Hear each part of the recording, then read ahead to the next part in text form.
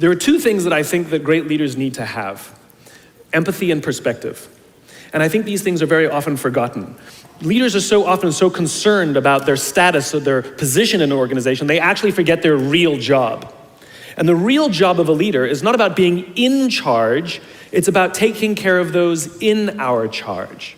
And I don't think people realize this, and I don't think people train for this. When we're junior, our only responsibility is to be good at our jobs. That's all we really have to do. And some people actually go get advanced educations so that they can be really good at their jobs, accountants or whatever, right? And you show up and you work hard, and the company will give us tons and tons of training how to do our jobs. They'll show us how to use the software, they'll send us away for a few days to get trained in whatever it is that we're doing for the company. And then they expect us to go be good at our jobs. And that's what we do, we work very hard. And if you're good at your job, they'll promote you. And at some point, you'll get promoted to a position where we're now responsible for the people who do the job we used to do, but nobody shows us how to do that. And that's why we get managers and not leaders.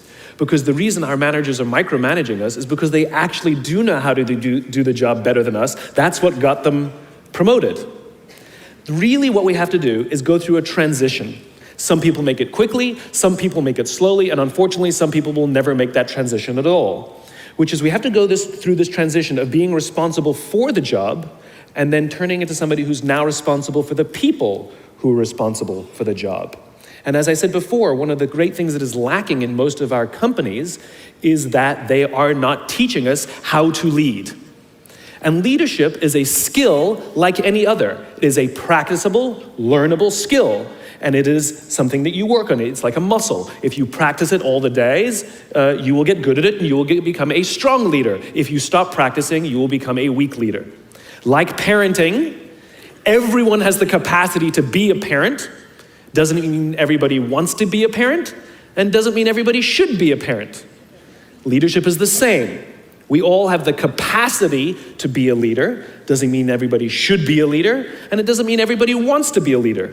And the reason is because it comes at great personal sacrifice. Remember, you're not in charge, you're responsible for those in your charge.